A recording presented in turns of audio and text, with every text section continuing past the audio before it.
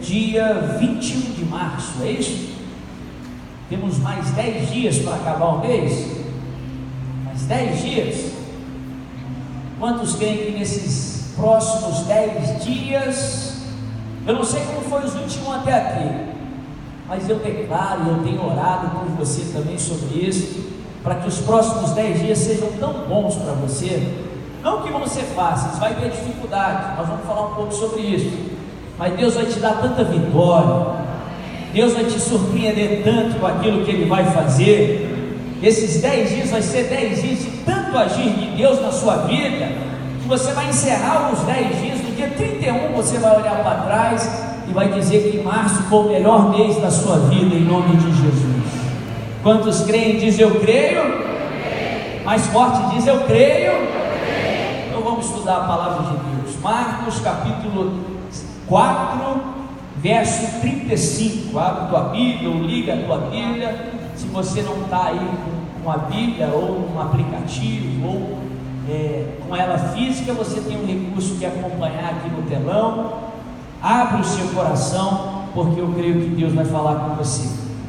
A palavra de Deus diz assim, 4, versículo 35.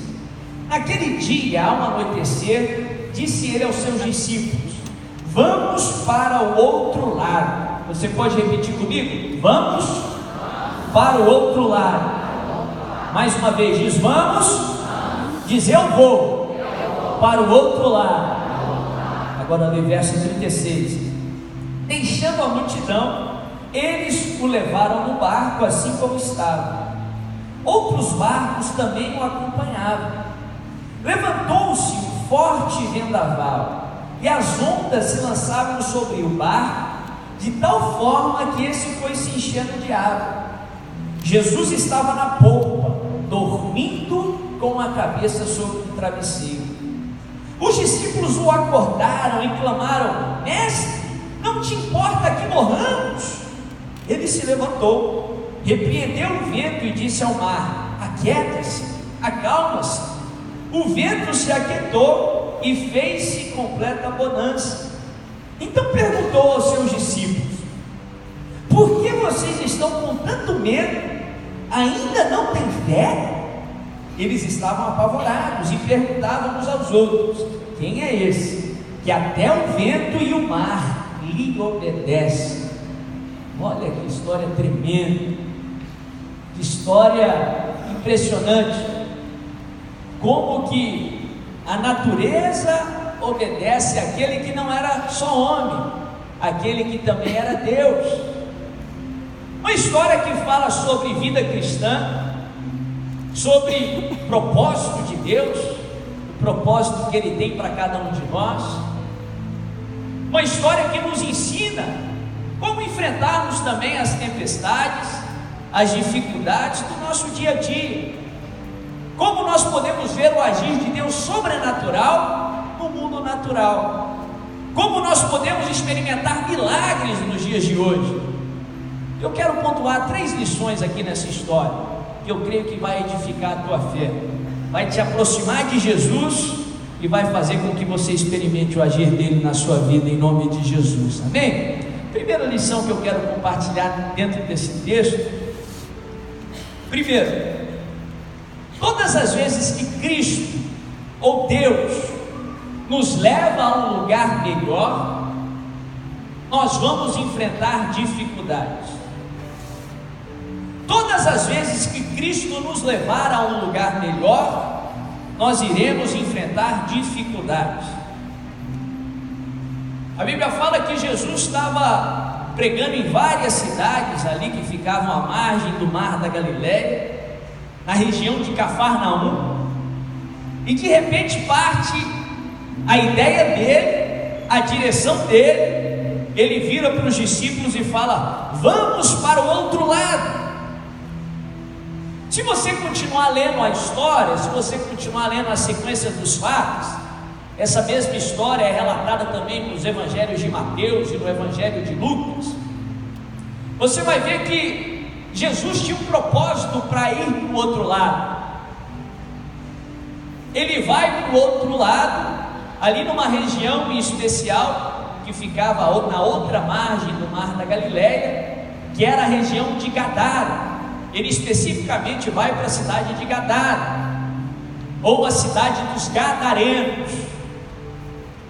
Ali ele tem um encontro especial. Se você ler todo o texto, todo o contexto, você vai perceber que o objetivo de Jesus ir para o outro lado foi para encontrar aquela pessoa especial, que não era um religioso, não era um devoto da lei, não era uma pessoa santa, mas ele vai encontrar ali com um endemoniado, aquele que ficou conhecido até hoje como endemoniado gadareno.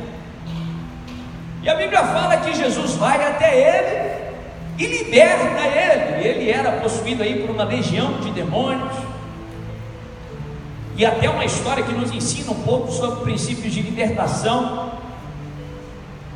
Aquele endemoniado sofria com aquilo já há algum tempo, era humilhado por aqueles demônios, a sua família sofria muito, não só ele.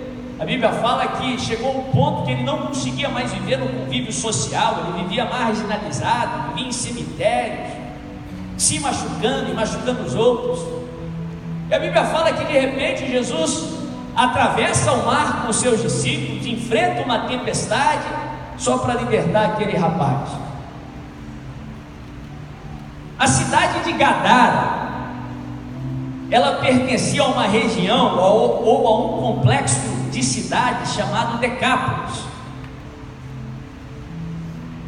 O milagre que Jesus fez foi tão espetacular na vida daquela pessoa, é até redundante falar isso, porque todo milagre que Jesus faz é espetacular, mas era tão conhecido naquela sociedade, naquela cidade, naquela região, a severidade da situação daquele rapaz, que quando ele foi liberto, todo mundo ficou surpreso. A notícia correu. Aquele que todos tinham medo agora estava em perfeito estado, saudável, lúcido, completamente liberto. E o que aconteceu com aquela vitória, com aquela libertação, fez com que outras pessoas viessem saber quem tinha libertado ele, fez com que outras pessoas viessem até Jesus. A Bíblia fala que aquele rapaz, depois de ser liberto, depois de ficar anos sofrendo e padecendo, sendo humilhado por aqueles demônios, depois que ele é liberto, ele conhece Jesus, e ele fala para Jesus: eu quero ficar com você, eu quero seguir como discípulo seu. De uma maneira interessante, Jesus fala para ele não. Jesus diz a ele: fique e anuncia aqui nessa região o que eu fiz em você. E a Bíblia fala que assim sucede. A região de Decápolis era uma região de predominância gentil, era uma região que era ocupada por pessoas gregas ou que adaptaram a cultura grega na época. Tem alguns teólogos que falam que esse ex-endemoniado gadareno se torna então o primeiro missionário ou o primeiro apóstolo enviado aos gentios. E ele conta a sua história e mais pessoas se convertem ao Senhor, conhecem o Senhor Jesus. De tal maneira que tempos mais tarde, alguns anos depois, não muitos, o Evangelho chega a uma das cidades da região de Decápolis que ficava mais ao norte, que era a cidade de Damasco, hoje a atual capital da Síria. E o Evangelho se espalha na região e também na cidade de Damasco, a tal ponto que igrejas são formadas, ou comunidades de fé são formadas ali naquelas cidades.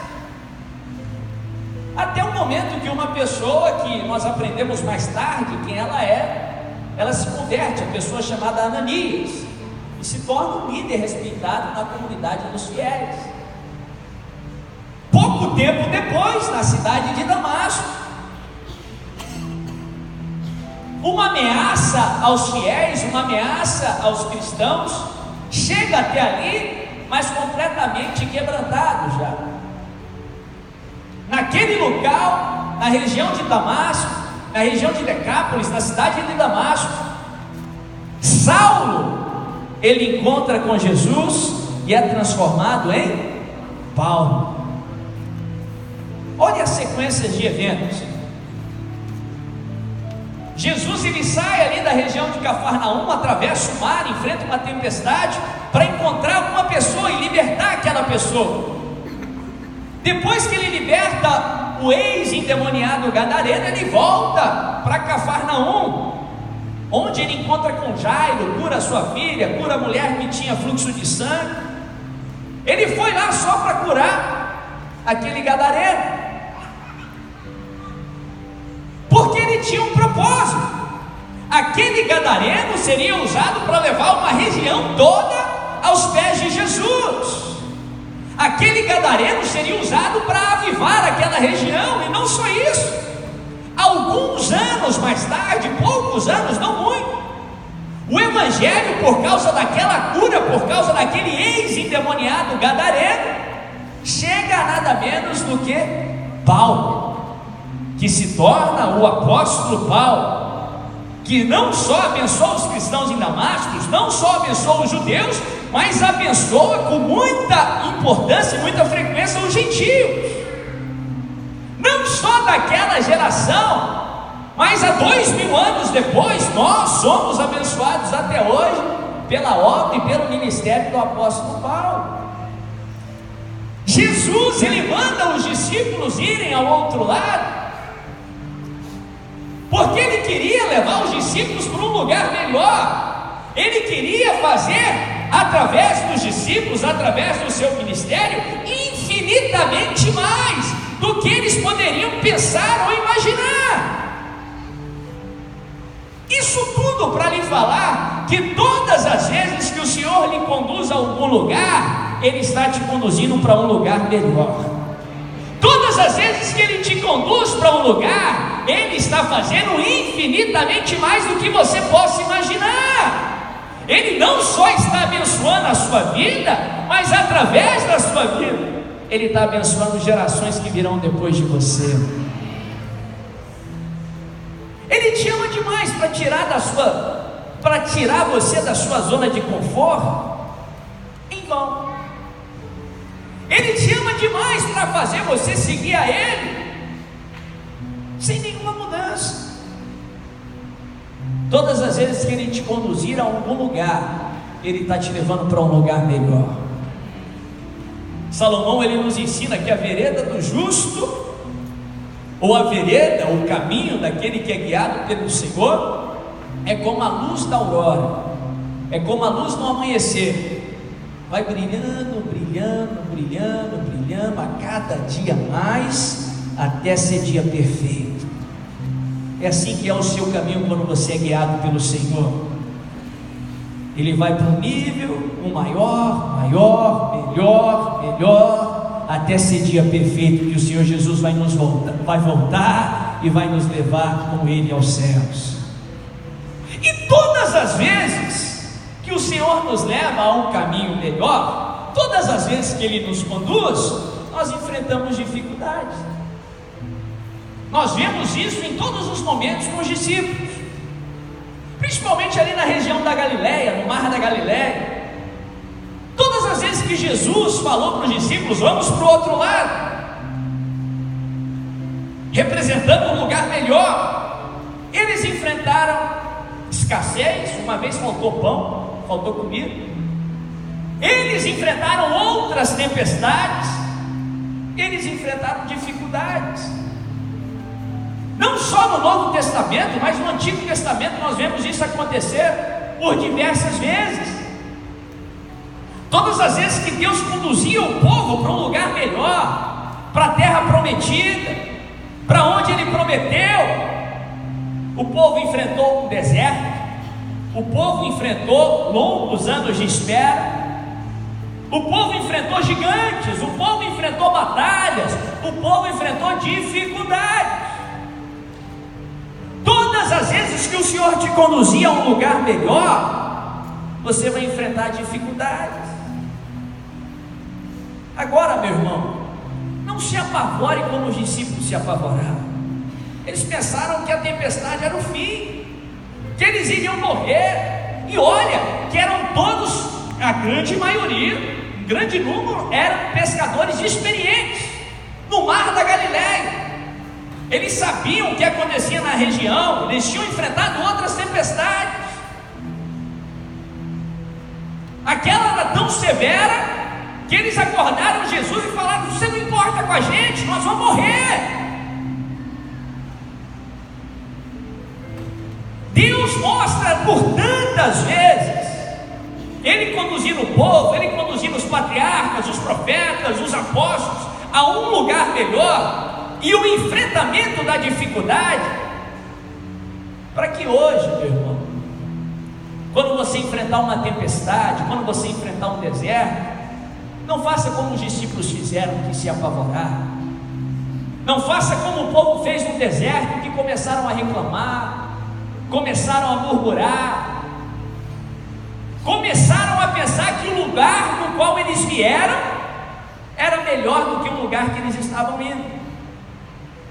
O diabo vai sempre jogar na sua mente aquilo que é chamado de dardos inflamados do maligno, essa mentira, que o lugar do qual você veio é melhor do que o lugar para o qual você está indo.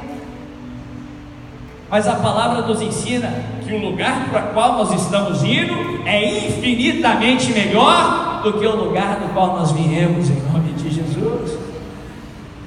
Não perca a sua energia, não perca o seu tempo, não se entristeça quando você enfrentar dificuldades.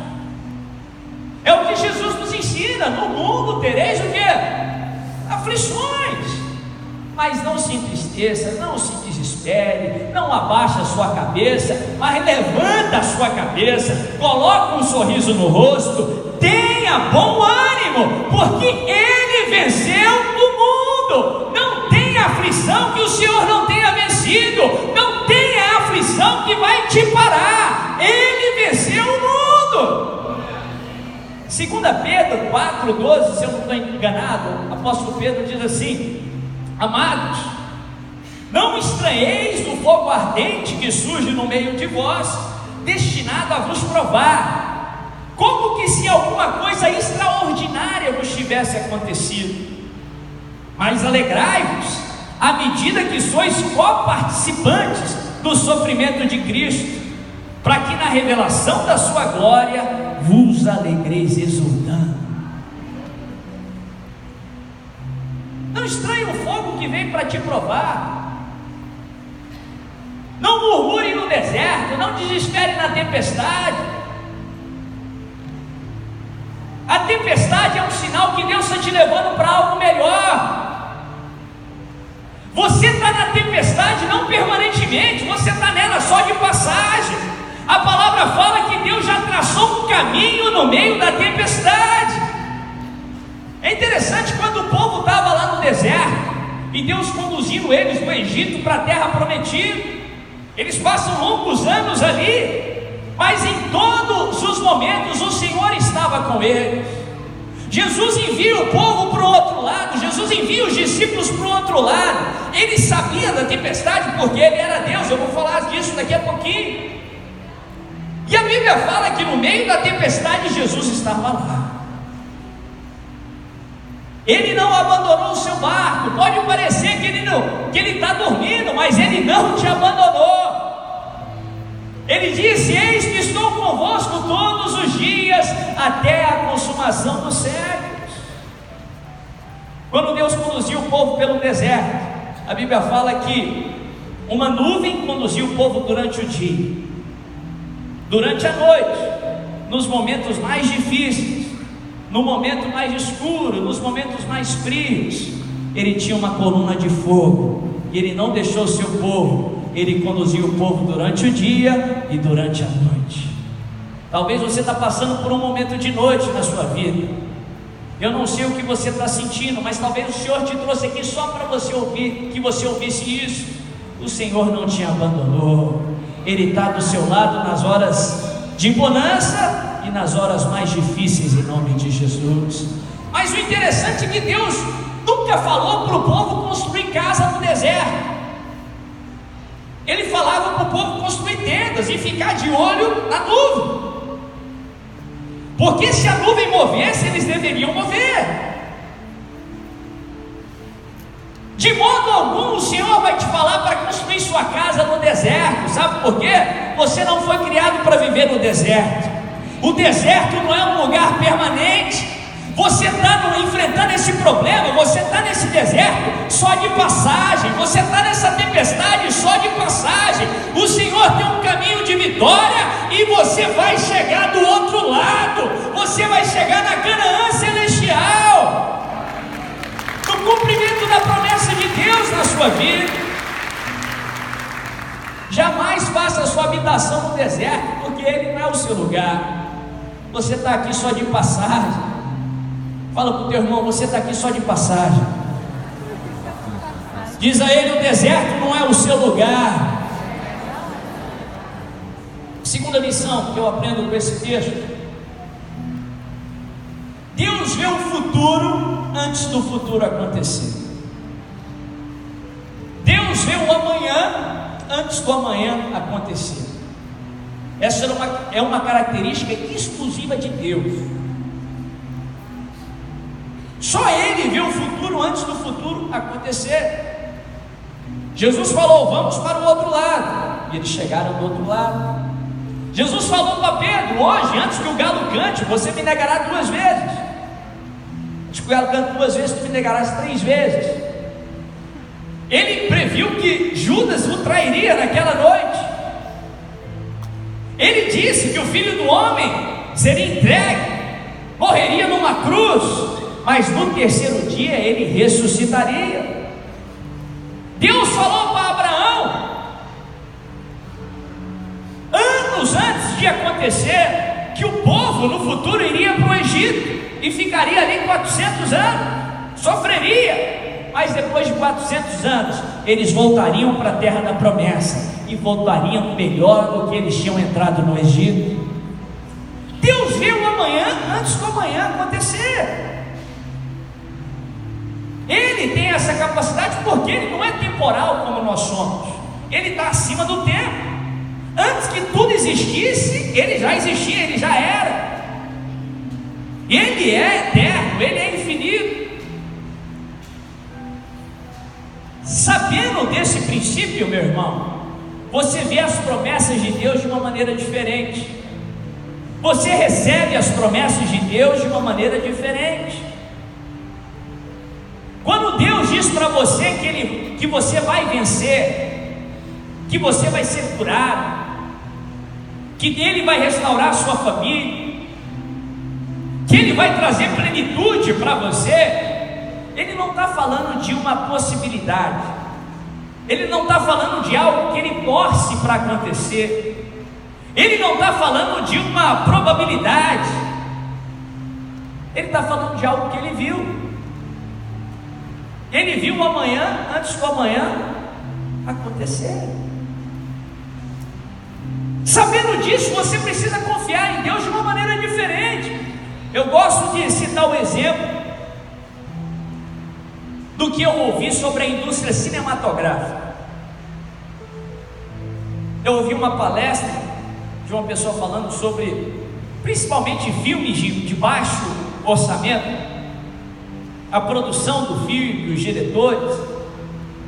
É muito comum que eles não gravem as cenas na ordem cronológica, ou pelo menos na ordem que nós assistimos no cinema, ou através do nosso televisor.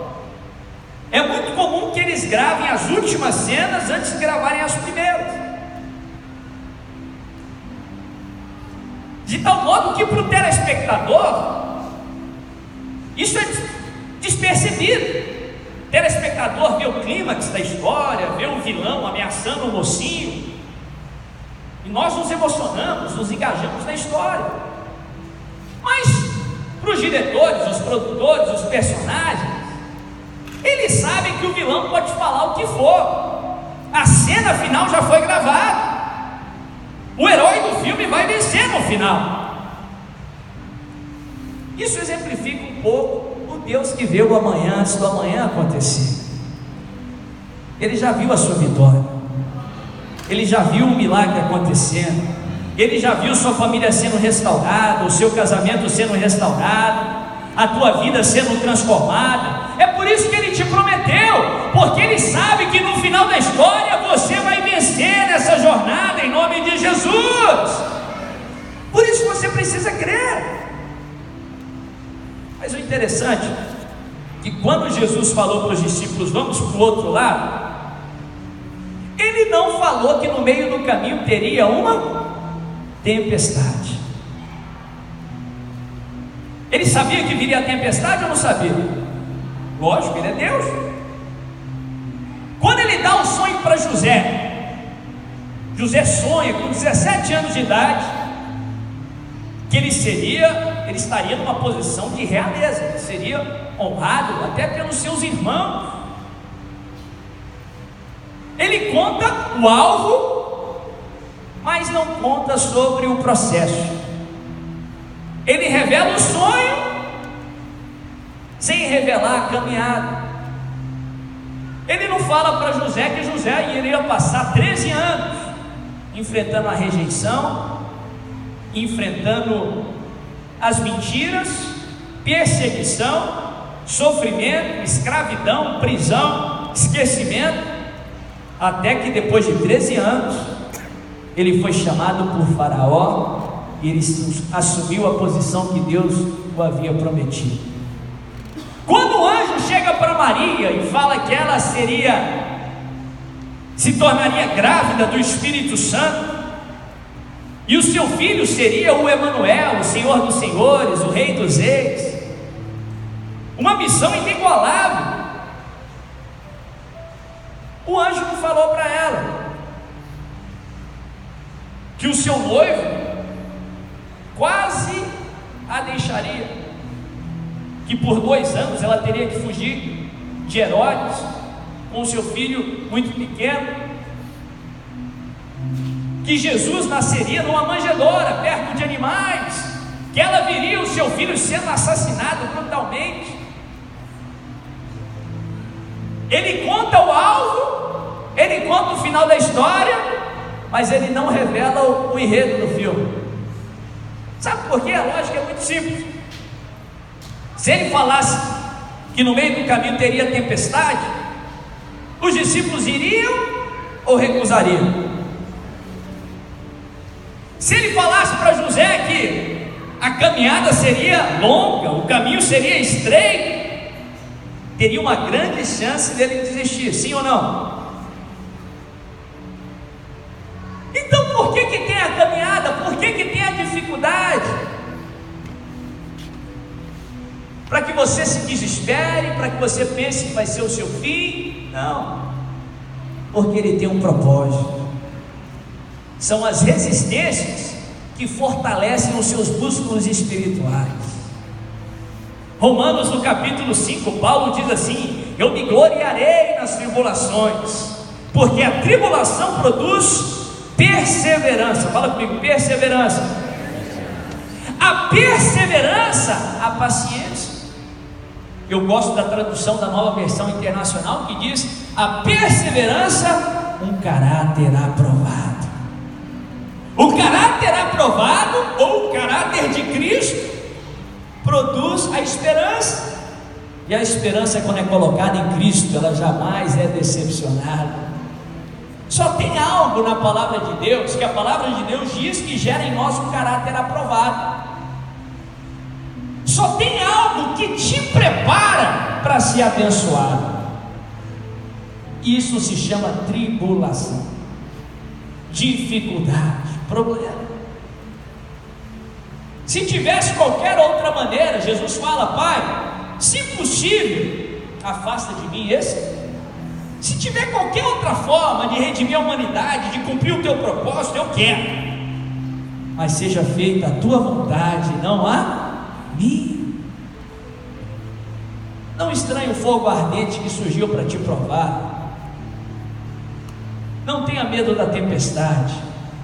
Nessa noite o Senhor vai te revestir de paz em nome de Jesus. Saiba que você está na tempestade só de passagem. Você está no deserto só de passagem. Deus está te levando para o outro lado. Deus está te levando para um lugar melhor. Deus está te levando para o lugar da sua cura. Deus está te levando para um lugar que a sua família vai se render aos pés do Senhor. Deus está te levando para um lugar de prosperidade. Não prosperidade à maneira humana, mas prosperidade à maneira de Deus. Bênção sem medida, prosperidade com paz, com alegria, com saúde, em nome de Jesus.